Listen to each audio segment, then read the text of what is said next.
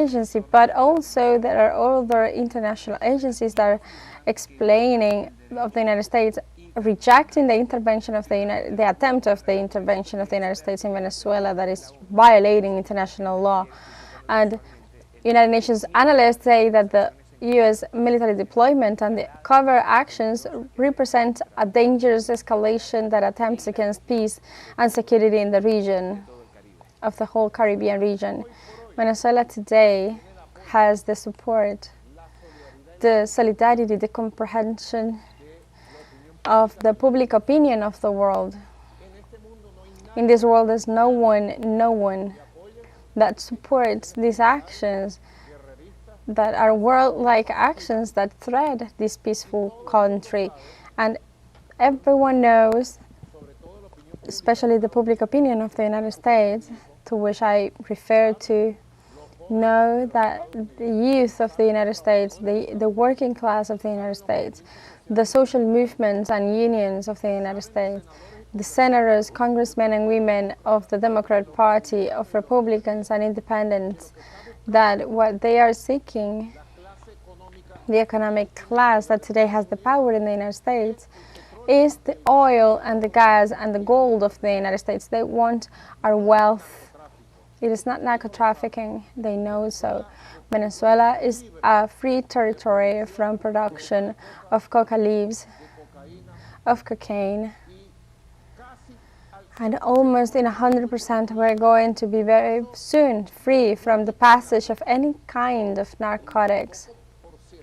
In a very small percentage of the cocaine that is produced in our brotherly nation Colombia, barely the 5% tries to pass through Venezuela, and of that 5% we are capturing almost the total of that percent and burning and destroying it. It is with proofs, and it's a public proofs, notorious, and this is being said by the Inform of the United Nations, the World Organization Against Crime, and also the worldwide customs institutions, and also the institutions of the United States, the European Union. It is a reality that everyone knows in the United States and in the rest of the planet that it is like this.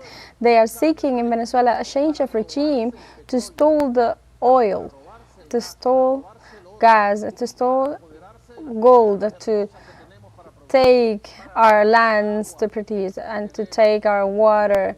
We have also a reservoir, water reserve that is impressive in the whole country.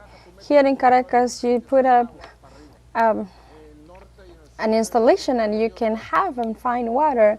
The Orinoco River is a water reservoir. It is in the secret documents of supremacists of the White House that they want to take advantage of Venezuelan wealth, and that is that's the reality. Venezuela has the challenge of preserving its peace and exercise its sovereignty and defend its right to live, to joy, to happiness, and we're going to keep doing so at peace, in democracy, with people.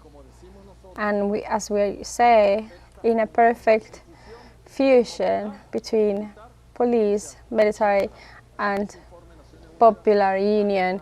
That report of the United Nations says what it needs to be said, and many voices are being raised from CARICOM, even religious voices. We have not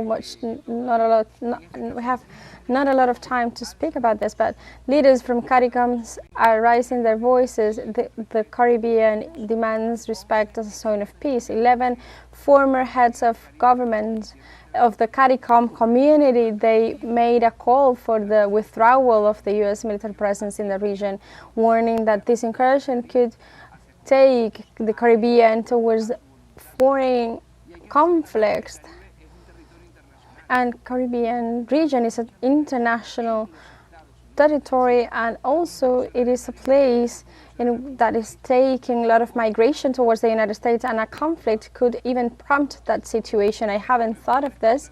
New York is the Caribbean, for example.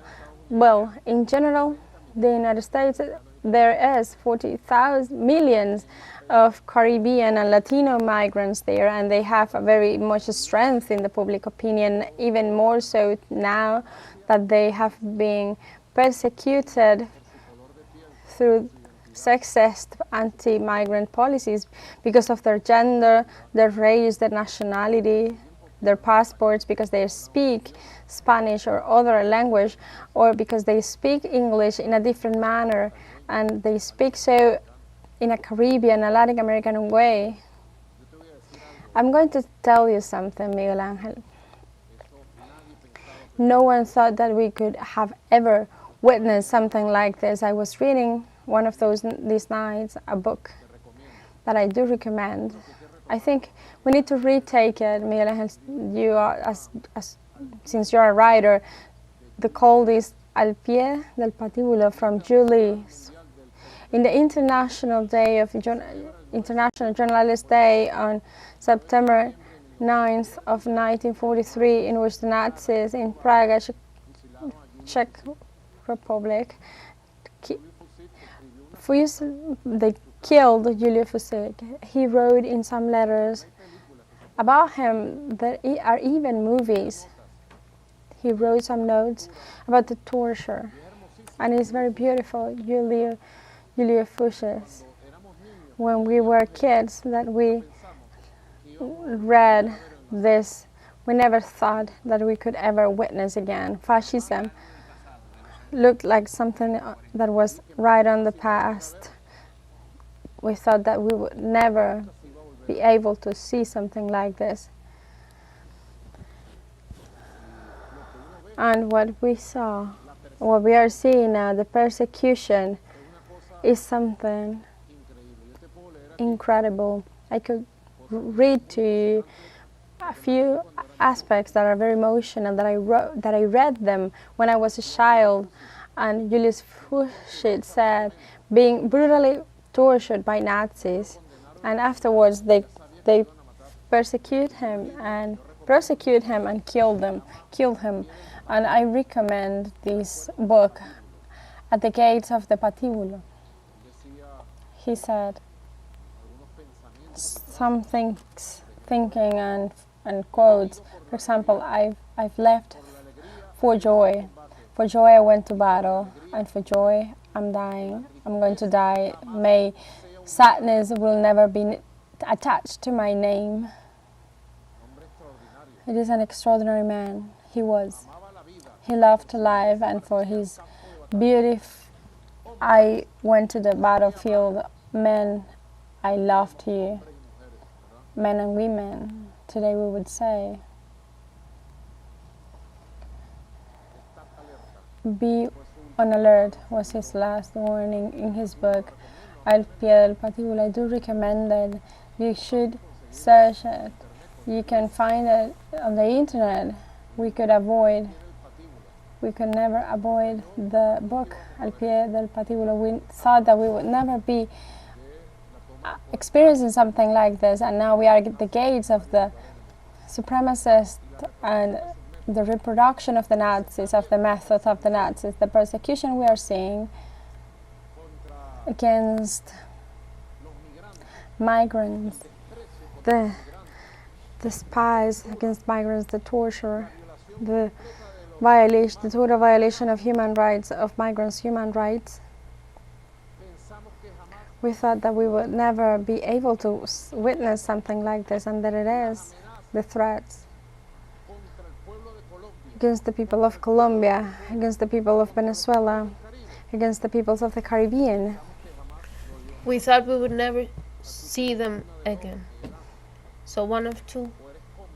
Or you are an accomplice, or you raise your voice.